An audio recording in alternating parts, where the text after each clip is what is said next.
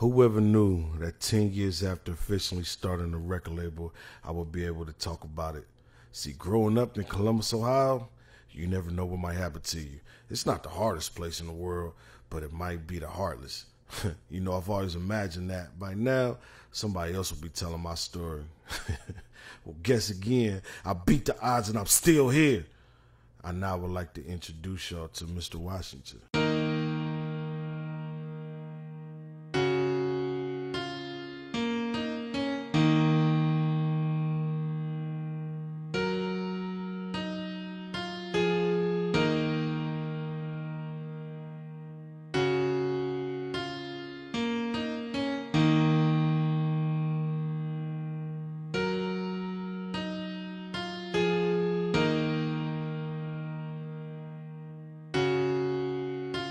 This is Carolina Radio. I am Mary JB.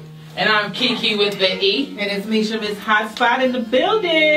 Yeah, so I want to thank Mr. Raven Kapone for allowing us to conduct this interview. Yes. This is his 10-year anniversary. So I am so happy to have you here with us, okay? So I want us to go back, way back. Oh, shit. Okay, Yeah, we need to know... Way back? Way back. We need to know what developed Raven Kapone into starting this nightlife vision of his, okay? So as a kid, Oh, shit. how was your home life? We want to know about that little Raven that developed into this Mr. Raven Kapone. What's up with your home life? How was it as a kid? Home life was, oh, shit. I got some good questions. I don't know. You had both your parents in your house? Yeah, I did, but the other one was kind of like in a way. But the dad, of course, you know, my mom's twin. You know, salute to moms. You know what I'm saying? Oh shit, that was a good question. Little Raven was actually Little Mike. Holy shit, did the motherfucker just give me the stuff? Yes. Little Mike was I'm just a kid from the north side of Columbus, Ohio that was like against all odds, that didn't really get a chance. Yeah, I had two parents in the house, but you know, one of them was for whatever they was doing. Mom's was like, she's still doing today. I love you, Mom. Working at Grand Hospital, you know, since she a nurse there. She been there for like ever, and you know, I'm the only one of her kids who don't know her real age. Cause that's the only lie she's ever told me. So I'm like, "Ma, how old are you?" She's like, "Boy, you got it." I was like, "Okay." So she's been about 40 since I was young. So life on the north side of Columbus, Ohio, I grew up on a number of streets. It was rough. It was different. You know what I'm saying? It was different because I didn't fall subject to what the neighborhood was doing. You know, you got Bloods and Crips and folks everywhere, but on number streets it was mostly Crips and folks. And when I was littler, I used to run with the little Crips and folks because it was a neighborhood thing.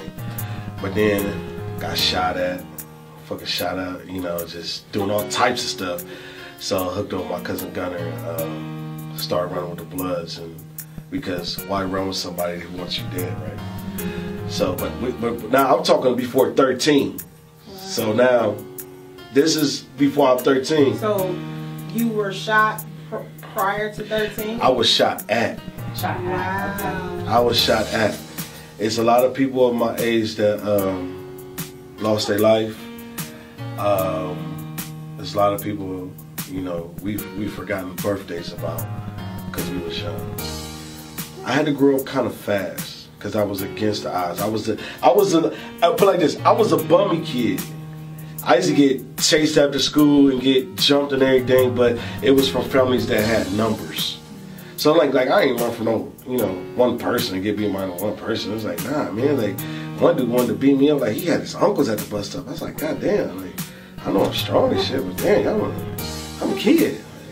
Shit. But 18th and Cleveland Avenue was different. Like the number streets was different, like back then. Right now they call 18th 187 block. I was like, 187 block? I'm like, so y'all kill people actually on 18th? Like, what happened to the alleys? Like, like alleys don't count, but that's me. So as me as a little kid, I was Little Mike. I was a little dude off of the first Friday, nigga kicking over the trash cans. I was that kid. Like Right. I didn't kick over everybody's trash cans. I just kick over the trash cans for people that didn't give us no candy on Halloween. You know what I'm saying? So I hold that grudge all year. So that's how that worked out. But A little terrible tyrant. I was like a menace. I was like Dennis the Menace. But we ain't had no Mr. Wilson. We had Mr. Moses. Okay. You know what I'm saying? But it was fun. Because he used to shoot squirrels and try to feed us like snacks. And we were like, nah, dude, we just seen you kill the squirrels. That's probably what that's on our sandwich. Like, we don't want that. Right. But me as a kid, definitely had to grow up fast. Definitely had to develop my lively skills very fast. So what you see now is kind of like how I was then, beyond the authority and the extra stuff going on. So, what led you to the street life? Home, it was like, you know, a lot of people say, why you join gangs? Why you join the streets? Why you do all this and that? And motherfuckers be like, you know, people be like, oh, because, you know, the dude down the street showing me this and that, showing me blah, blah, blah, blah, blah, blah. Nah, the real answer to a lot of people's questions is like, it's the comfort. It's real love. You know, if you don't get that real love at home, that nigga down the street show you how to get some money, get you some girls, get you some jewelry. That's kind of how the street life come about. A lot of people don't like to admit that.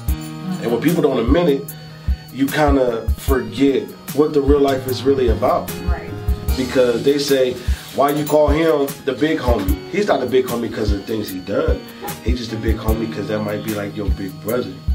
And even though I got big brothers and sisters and all that, but it's like, that's the fun big brother. You know, everybody got that uncle in their family. They be like, yo, why you always want to go over to Jesse's house? You like, man, because Jesse popping. Like, he be over drinking beer with us. And you ain't got them little fat girls coming through. Like, you know, as a kid, you know, everybody got that girl. They be like, no, this is currently in the radio. Why they got me? No. As a kid, no. But as a kid, y'all gonna be like, hey, let no Mike grab your titty. You know, shit. You a young kid, and you got a grown ass woman put out some big ass titties. You be like, we're gonna cut that out in the interview. Shit, don't fuck so me. So we're gonna go on to the next. I mean, y'all asked me, like, shit, I'm asking the question. That's to bring the street, like, to answer the question, to bring the streets is because it's love. Sometimes you lack what you get at home. You can get it from somewhere else. No matter if it's your uncle having some women showing you the titties, or it's that one uncle that gets you your first piece of ass from a hooker. Like, it's still the fact of what's going on at home, what's going on in the streets. That's why I teach my kids now. It's like, everything in the streets ain't culture. I'm gonna teach you about the streets, but it's some things that you don't have to accept. Back then, it was more like, man, everybody know the saying, if you're gonna do it, I'd rather do it around me, not nobody else. A lot of people's households didn't do that. They just say, no, don't do it.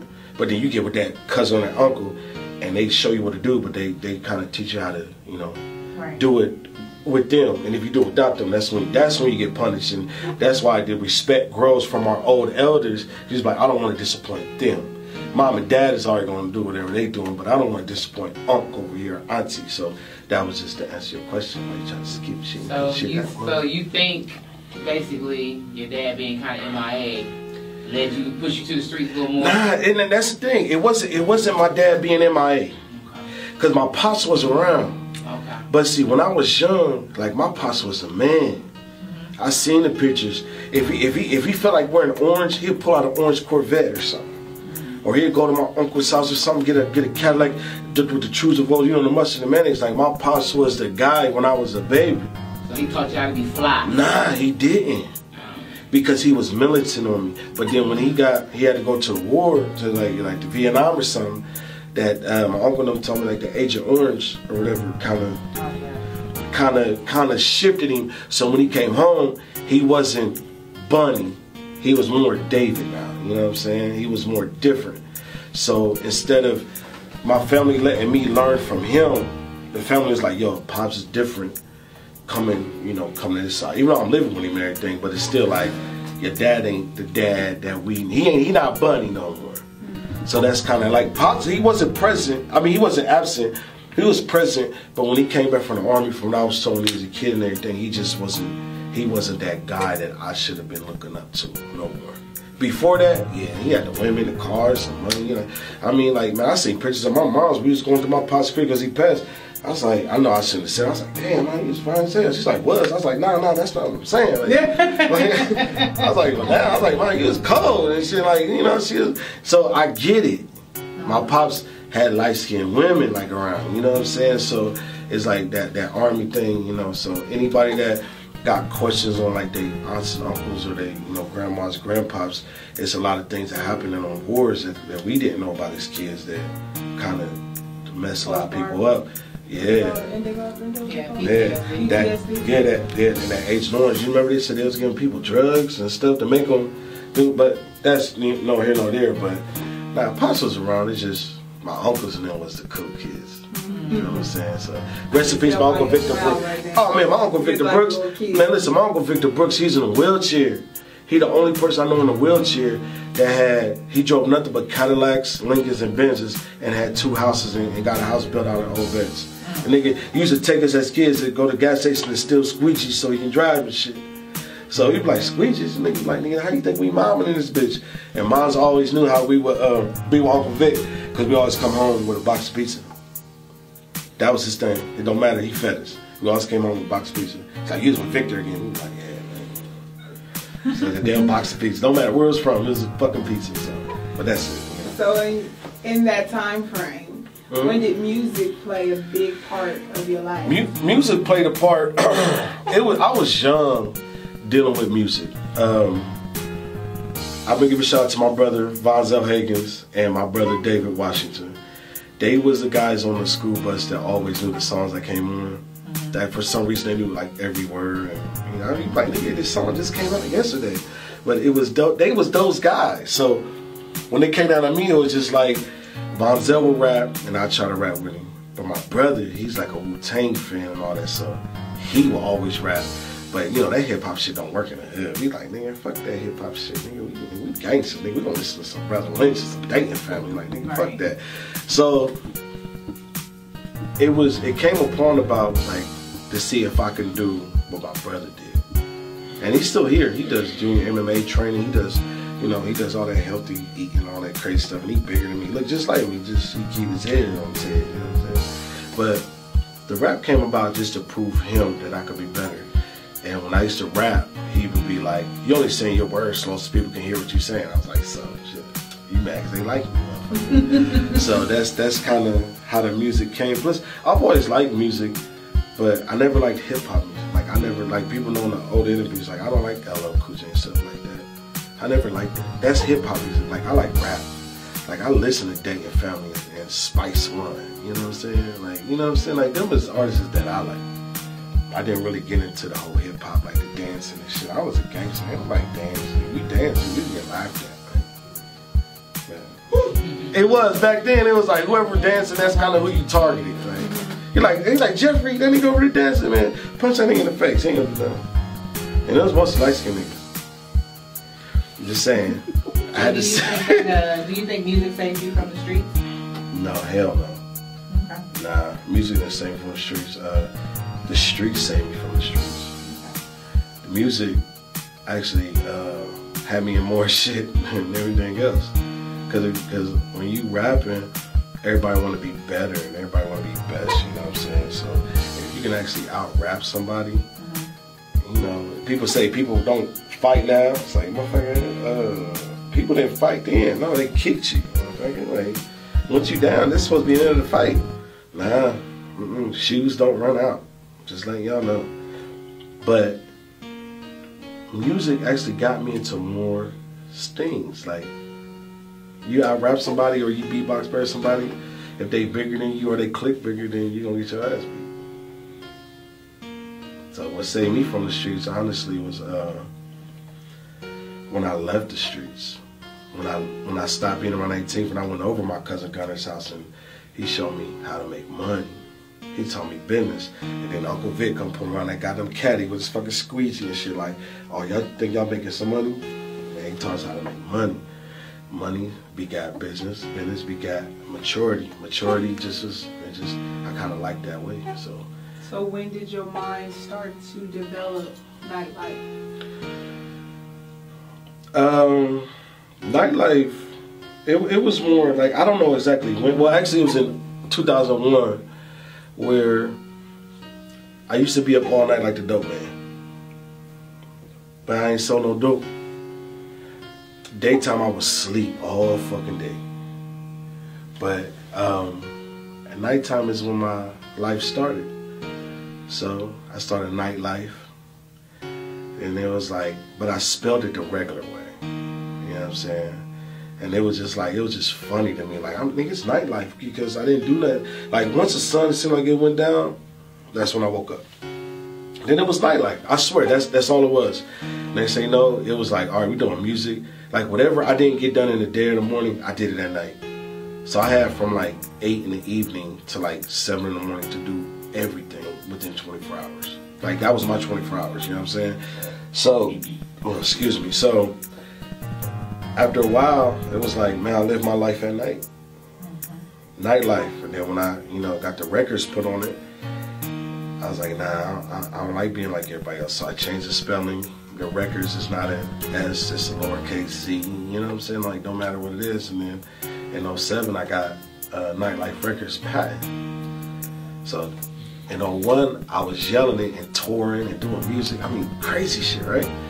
But in 07, I had God with this, like, salute to all the white girls out there. Like, you know what I'm saying? No, not nothing against y'all. But out of all them Negroes I was fucking with, no offense, they was trying to do certain things. When I got with the white girl, she said, do you got this patent? I said, nah, what's that? She said, you fool. I almost choked shit out of her. I was like, nah. No, she said, why not? She said, I'm a fool. I'm like, well, I don't know about no patent. I ain't know about no copywriting. Like, because I didn't know. All I knew was put out music, rent these clubs, spend this money, make the money 4 times back, buy some cars, have some women, some liquor, and tour the Midwest. That's all I knew. Because I'm just an artist. She said, nah, bro, I'm going to take you downtown. She took me downtown and she showed me what that meant. So in 2007 is when I got Nightlife Records patent with the LLC. I found out what that meant, a limited liability company. I still was like, does that have to be there? They said, yeah. Unless you want to pay for some international and all that. I was like, look, this, how much? Okay, here's the money. I had the money. Money was not a problem. So 2007, 2017, so that's how, it's kind of like where we at now. 10 years later, man. Like, yeah, man. So when you started Nightlife, was it just you? It's even like, no lie, it's always been just me. No matter if I put artists on my label, it's always been just me. Now, I'm not gonna exit the people who helped assisted during my journey, but there was never no contracts. Nobody never brought the company no money. Nobody never brought something to help me build. So just because you coming to me with an idea and something that's going to work doesn't mean you're a part of my company. That means you're just an advisor to me. That's business. Now, when I first started my company, I started by myself. And since my brother, like I mentioned earlier, Vonzel, he always used to rap. So when I got my business established, I went on my first 2 little tours. It was little tours. I drove to his house and I told him what I was doing. Now this is after 10 years of us seeing each other. I said, man, I'm rapping now. I got a business. I just spent the money out. He's like, man, yeah, right. So he followed me to the house and I showed him the operation. And I showed him what I can do, let him listen to music. This is years after me and him. Because once my mom got me out the hood, it was pretty much leave the hood alone. You know what I mean? Like, we good. Like, my uncle showing me money, my cousin showing me life. Like, but I went back and got him, and he was impressed. And then we started touring together, doing shows, doing music, and he's so Nightlife is mine. It's always been mine. But my brother Zell is the original member of Nightlife. He's really my motivation. I love him to death, and he can rap. Like, he can really rap. I wish I had the money to put money behind him like I had then, because then we were just buying stuff. I've had artists on my label. I'm not under contract. It's been a fun ride though. So for those who don't know what Nightlife is, so we know it's Nightlife Records, so we know that you do more than just the music. So for those who don't know, what is Nightlife? She asking me a question. Nightlife Records is just me. And my other companies that I kind of put on the umbrella but not on paperwork. Of course I own Nightlife Events, Nightlife Films, MBM Management, that means Mr. Black Management, that's my alias, Mr. Black, but I kind of deaded that. Because that Mr. Black Management that shit ain't working out. Like, I had like 7 people under my management company. I said, oh fuck y'all is whack as hell. Like, I was like, just pay me $100. Like, you know what I'm saying? Like, but Nightlife Events, I'm renting out a bunch of clubs in Ohio. I love throwing parties. From the regular parties to the LGBT party. And you know, we're still trying to figure out what the Q stand for, but we're not gonna talk about that. But we throw parties, we throw male events, female events. I still got a bar, you know, affiliated with the Shriners on Mount Vernon, right across the street from the King Center. We have buildings and stuff. Like Nightlife Events is big. So when y'all see these clubs be putting Nightlife Events and doing all that stuff, if the events is not spelled with a Z, then it's not mine. That means they're using my name to get their party popping. When all the parties used to pop at Wall Street and they try to spell a nightlife different or try to mix it up and try to fool somebody, no, they try to use my name to get them popping because I've done shows everywhere. So I have like a 2-part question. That's the first one. So, you know, you can get all the answers out here. Go ahead, because these motherfuckers get lights. I'm trying to look at y'all. Did you see Nightlife being where it is today 10 years ago when you started it? Nah. And where do you see it 5 years from now? Nightlife Records, I didn't see it because, mind you, in 01, we were just saying it. You know what I'm saying? So in 07, it took me to get with somebody to teach me that part of the business. So I never seen it this far. I just knew that I wanted something that nobody could take from me.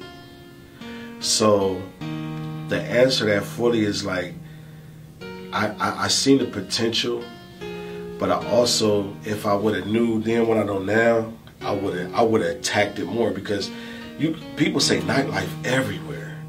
But if it ain't spelled the way I spell it, I kind of like don't get that credit, you know what I'm saying? They be like, oh, you just this guy, or you're just that guy, or somebody do end up like, people spelling night, N-Y-T-E. I've been saying that. But now they'll put the L-I-F-E at the end of it. I'm like, oh, that's y'all switching up, because I spell it N-Y-T-E, L-Y-F-E, R-E-C-O-R-D-Z. People try to switch it up, do all this stuff, but it's cool, because the real people know, like, I say it in my post, I started this nightlife. You know, I say cuss words after that, but y'all know. I started this nightlife, and nobody can take that from me because I did it. I spent the money. I lost over $10,000 in a weekend. That's not. It was nothing. Nah. You gotta understand. You gotta understand. I'm the only one. Like I used to be on billboards, the advertisement boards with national artists. Like, we spent our own money. You feel what I'm saying? Like, we used to have our t-shirt companies in the house. Like, we emptied out apartment complexes, like half slabs, just to have our t-shirt companies in there. We did that. So when somebody's like, oh, we're gonna bring an artist in town, nah, we didn't pay them, they paid us, because they know we came like 20, 50 people with the same shirts on. Or we came with 40,000 flyers. Or we came with 10,000 CDs. It don't matter. The numbers was always in bulk. So did I see it being big? Man, of course not, man. At the same time, I still don't think it's as big as I want it to be. Like, yeah, I got a dude in India sending me beats for Nightlife Records, for artists. But that's all a gimmick, because I don't have no artists on my camp. I fired everybody. So you sending me beats for who? Me? Yeah, I'm still an artist, but nah, man, you missed me with that one. So I'm trying to, everybody trying to get that, foot in the door, which there's nothing wrong with that. And I'm glad that people can see me to be like, oh yeah, we gonna put our foot in the door with you. Oh, that's dope. But, actuality, I ain't tripping. But is there anything that you would have did on your journey that you would have, you know, if you go back, you would change? yeah, I wouldn't have bought me and my cousin some motorcycles. I was being honest. So you spending 10 bands in a week? No, that was something different. That was something different. Nah. Because I never regret anything I've spent because it was no. It was all my choice. Now, it'd be different if I had somebody trying to feed me the wrong things, then I spent it, then I blame them. Nah. Any money I've ever lost, I lost it. I don't care if it's $2. I lost it. I lost it. If like everybody know who my peoples is. Like literally, I've counted $1 million before, but it wasn't mine. I seen the business. It's not a problem. Only thing that I would change back then would be probably just being more humble back then, honestly. Cause I had a cocky couple years. I did. I ain't gonna lie. Like, you know what I'm saying? Like I did. Like it just happened. I had my moments. But any mistakes I've ever made, or I never had no regrets. I don't live in regret. But you learn from them. Oh yeah, I learned. Oh yeah, always a lesson, but no regrets. We gotta remember a while ago, money was easy to come in, and I've always been legit.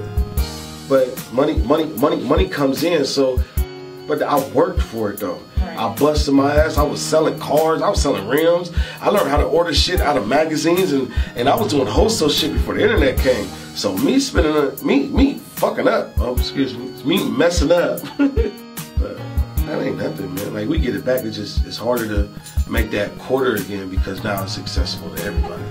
What do you want your kids to take from your lessons? I teach my kids what my grandfather always taught me before he passed, R.P. Horace Bridges. He taught me family is important, but know which ones are very important. And that's a lesson I gotta stick with. Cause like no matter how many family members I wanted to knock their head off, you never know. Like we still family. So if I can instill that in my kids, just to respect and get respect and earn it and all that good stuff that we always taught, they be alright. The business wise, I don't pressure my kids to do nothing I've done. I don't pressure my kids to go into music. I don't pressure my kids to do sports. I say, what do y'all want to do? Like my son, my Sean, he's working on Photoshop. He hacking programs on the computer. I'm like, oh man, he got to get that from me because I don't think his mom know how to do that. You know what I'm saying? My daughter, she just lovable. You know what I mean? I got a bunch of kids. I ain't gonna say what they all do, but overall, they I'm teaching them hard because I don't lie to my kids. One of my daughters asked me, "Why aren't you and your mom together?" I'm like, "Cause we don't like each other. That's it. But we cool, but we can't be together like that." Other people be like, "Oh, you shouldn't say that." I'm like, "Why not?" I think they'll understand that, other than you saying, "Oh, they just not getting along right now," or just playing around with their hair. I don't do all that. So what I really teach my kids is, you could be independent, but there's nothing wrong with having a good teacher. So find you a good teacher, because I don't put nothing in my kids' face. Oh, listen to him. Nah, find your own path. Now, if you start to trip about to fall on your face, that's when dad kick in and say, all right, let's not do that again. But I allow my kids to bump their head a bunch of times. Because if you prevent your child from bumping their head, they don't know what a bump is. Now, they got to know what that bloody nose feel like. Like, I'm encouraging my oldest son right now he needs to get in a fist fight bad. Push that on that baby. No, he needs to, because the other day he was in Reynoldsburg. And it was like 11:30. And somebody upset him in the house. He was with his brothers or something, you know what I'm saying? Like with his other family. And he wanted to catch the bus, but he didn't understand, like, dude, like, it's Sunday. Like, if you catch one bus, it's gonna let you off somewhere. So I asked him, like, after me finding him, and I'm, put on a citywide search, I found him, of course, brought him to the house. I said, and he got 2 big old bags with him. I'm like, what if somebody would have run up on you with a knife? He said, man, I'd have knocked that knife out of his hand. I'd have beat him up. I said, you a fool. I said, you gonna whip. I said, you gonna try to carry it out. He gonna cut your wrist. You gonna die. He gonna beat you up and take your bags. I said, what do you do if your hands is full and somebody bring you a knife? He said, what do I do? I said, dude, just give him the bag and go. Your life is more important than this extra material stuff that we will get again. I don't care what's in it. Even if it got sentimental value, we will figure it out. So I keep it 100 with my son. But I did tell him, if you do try to take the knife and he miss, I said, punch him in his throat so hard that he can't see or breathe, and take the knife and stab him in his forehead. I told him that. I'm just saying if. I'm just saying if. What a lesson, Dad. Because his first way of telling me, I think he watched movies like somebody coming out, he gonna hit like this and beat him. I'm like, nah, dude. You gonna try to hit somebody, they gonna cut you. Yeah, I'm like, nah, bro. But you know, if you get that opportunity, I'm like, take him out. I get you out of jail, we good. Like, you know, we cool. But the overall, I teach my kids to don't grow up too fast. Try to enjoy it. And if you can't enjoy it, just make the best of whatever you about to do. And just have fun. And everybody know my slogan is, if it ain't fun, I don't want to do it. I agree. That's my thing. So, what made you team up with WTMH? And I ain't teamed up with them, they teamed up with me. Nah, I'm joking.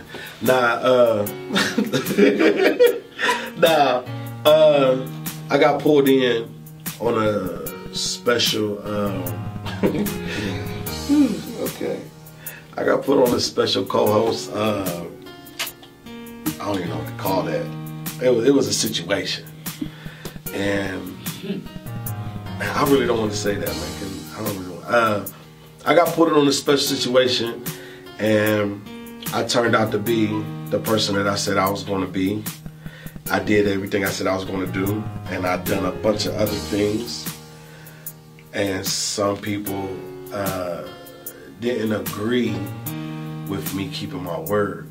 So they was the lower portion of the totem pole. So, you know, they got, you know, that way. So other people went that way, and I hollered at them, and they gave me an opportunity. George and Brandon gave me an opportunity to back up what I said I was going to do. And I did it, because it's nothing to me. But not only did I do it, man, I exceeded everything else and everybody else. I'm that damn good. When I'm very dangerous when I'm motivated. And for everything that I'm doing, I said, I want to do this and I want to do that. Now, for the first time in a long time, I actually got the backup from people that actually wanted to move like I moved. So now I'm more motivated. And so I said, so what do we need? They said, money. Money's not a problem. I ain't got it, but I can get it in here. The money's never been a problem. So they gave me a test trial. They gave me these little obstacles, and I beat them. I was like, money? Okay, here you go. Here, that person's doing this. Let's handle this business. Matter of fact, I need y'all to do this for me. And the moment that I brought good business in here, and then I asked them to help me, and they actually, you know, did it, I was like, oh man, we good now. Then another opportunity came, and I slaughtered that. And they was like, okay, well, we want to do this. And I slaughtered that, and then, but at the same time, they backed me up. Now, coming from, you know, from the hood and everything, you don't really get the big support or the backing that you really need to further go with what you want to do. So when you come into a situation that somebody thinks like you and moves like you, man, listen, that's a wonderful feeling. WTMH Radio became WTMH Radio. Little did I know they was cooking up WTMH Media Group. Little did I know they was creating TV shows and doing all this stuff. And this all stuff was happening, and I didn't know nothing about it. I just wanted to do my part. So now we're all business partners. We have a corporation that I, kind of started within the company. It's called Bragging Corporation. I'm not gonna tell you what that means right now, but it could be something really, really big that I think Franklin County would really hate on. Because when it does, because we already did a couple things, people are like, oh, what's that? It was like, oh, let's pause. Like, just so when they do happen, it's gonna be like, what's going on? It's like, this is the Midwest firm. where this is turned into a family. But that's why I knew I was that comfortable. He was at the house, certain situations going on, he was that comfortable. George finally came to the house because he's that comfortable. So comfortability goes a lot. So as long as I'm comfortable, they're comfortable, and we all communicate, got an understanding, I think it ain't just going to be WTMH. It might be something bigger real soon if everything works out, which would be really stuff. That smile just says so much behind it, I swear.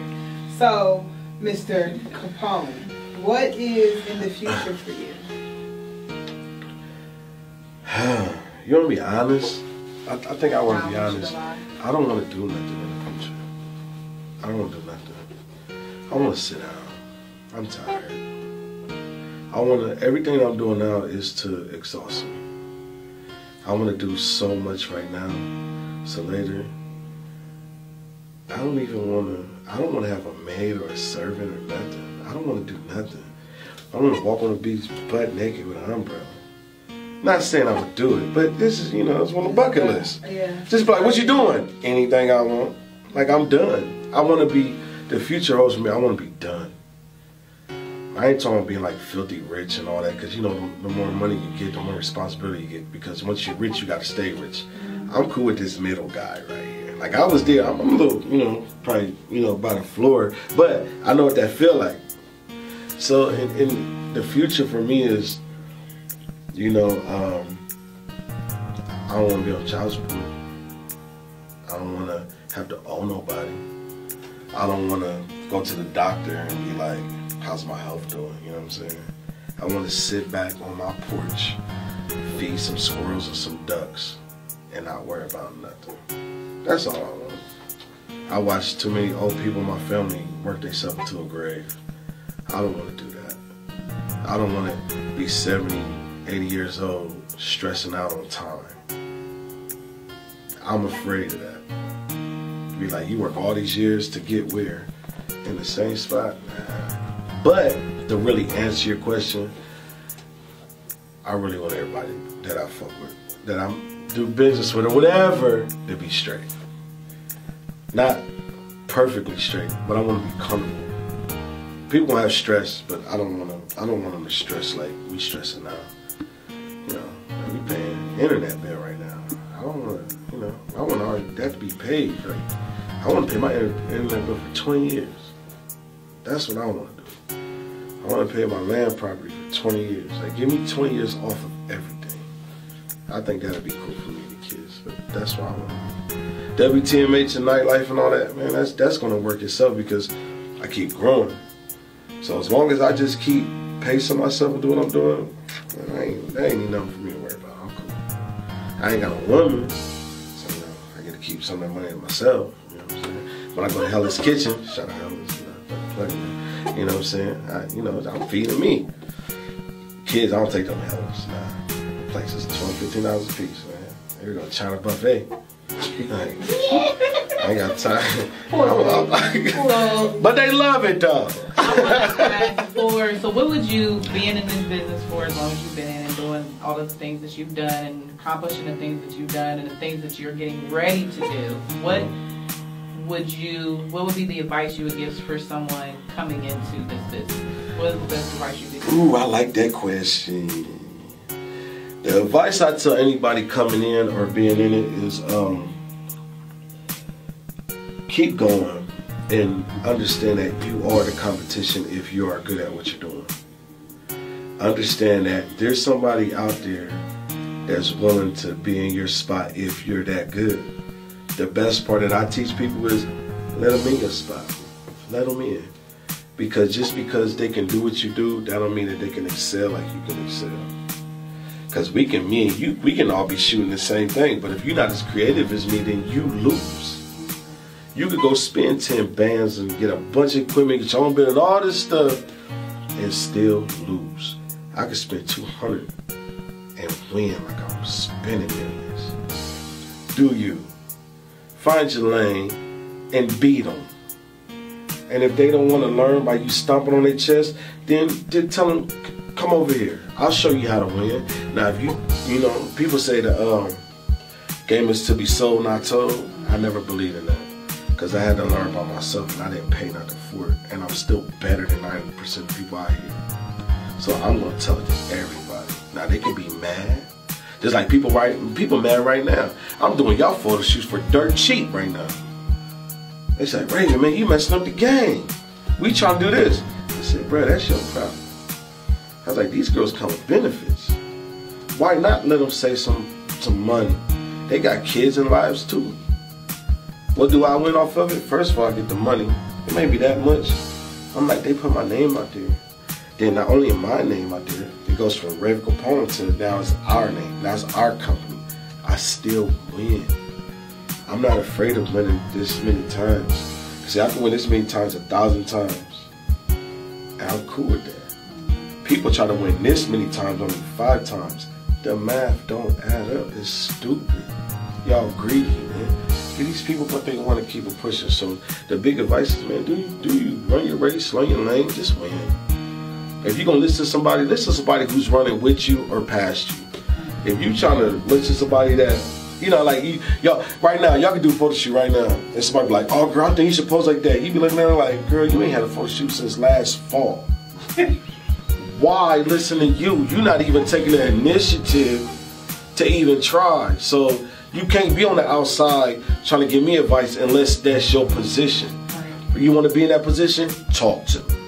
If you're a model just like me, nah, you can't talk to me right now. You better get in front of this camera like me and make it worth your while. So the big advice is, man, do you run your race, man, have fun, man. And if it ain't fun, I tell people don't do it. Because people don't, you know, sometimes I probably got to stop saying that because some people don't understand that working yourself into a grave is bad. People don't, because people didn't have parents and uncles and grandmoms that, you know, they died 45 years on a workforce and didn't have nothing to fall back on. The 401k and whatever got messed up, or the SSI messed up, so now everybody got to come out of pocket. You be like, yo, my grandma Nancy ain't straight. So, man, do you have fun or don't do it at all? That's my thing. Have fun or don't do it at all. Trademark. So, if people want to get in contact, we've been here for a minute. I know, that's why we're about to wrap it up with this question. I ain't mad. I'm tripping. I'm blinded by the lights. He's some nice. So when people nice want to get in contact with Mr. Raven Kapone, how can they do that? Tune in to the Curvilinear Radio Show every week. Nah, I'm joking. Nah. Please do though. Every Thursday at 8 to 8. See, I forgot the date. I was about to say Friday. I'm like, just every week. Just every Thanks week. for the plug, Boo Boo Kid. So go ahead and carry on. Nah, if anybody want to get in touch with me, my number been the same for about, like a real number. I always say some outlandish number, but my real number is like 14 years. 614-515-1297. It's been that long. Like I've had Singular, Ericsson, Verizon. My number was at AOL at one point in time. And it was on a bristle next to, remember the yellow and black joints with the bloop, bloop. I can't, man, that's how long my number's been actually on. You know what I'm saying? I had a number before that, but I don't know what happened to that. So look into the camera and tell the audience what you want to tell them. Hold on. Hey, Ray. I need the pose and everything. Raven Kapone, any social media. I don't switch it up. Raven, RAVEN, KAPONE. I repeat, KAPONE. Only one of my social medias is different is my YouTube. Because when I started, it was The Real Nightlife Records LLC. Because somebody tried to, of course, take the name. So it's the, you know, THE, NYTE, LYFE, RECORDZ, LLC. I know that's a lot, right? That's why I tell people, go to YouTube, just type in Raven Kapone with a K. My Vivo page is running. Raven Kapone Vivo, all together, RAVEN, KAPONE, VEVO. My number one email is hq614@yahoo.com. And if you want some music played or you want some advice, just send me an email. That's all. I promise. It's really that easy. There's no middleman with me. When you deal with me, it's me. If I put a middleman in front of you, then you're probably not talking to me, honestly. It don't matter if you want to do it double teammates, whatever. If I send you to somebody, then it's official. But if not, then you probably got a hack page or something. So, Twitter, Instagram, Raven Kapone. Webbank, Raven Kapone. POF, Mr. W614. What's the tag? Raven Kapone. Where am I at? Black Planet. Sausage Link 5150 614. And cut. I'm joking. Thank you so much. I'm joking. It's all comedy. We get talking about sausages. Thank you so much for allowing Curvilinear Radio to do this official interview, even though we got more information than we needed about your sausage link. It was a joke. So you sure? No. Not one last question. No, nothing. Nobody want to ask me right now. This like what did Don say? This is the moment. Asked you all of our questions. I'm just saying that was on paper. I'm just saying like the Don say. Don said, on this day I can't deny you nothing. So you got one time to say or ask anything. Are we still rolling? Yeah. Anybody like to ask? Ask me anything. Can I get a raise? You don't work for me. I'll get it. You said game bad. Can I get paid? Okay. Can we get a cut? Yeah.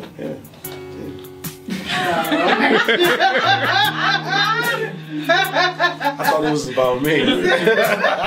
This shit was about me. We was done. You said going over. We just going over. Oh, we ask OG questions now. Oh, the camera, we still rolling? Yeah. Look at that.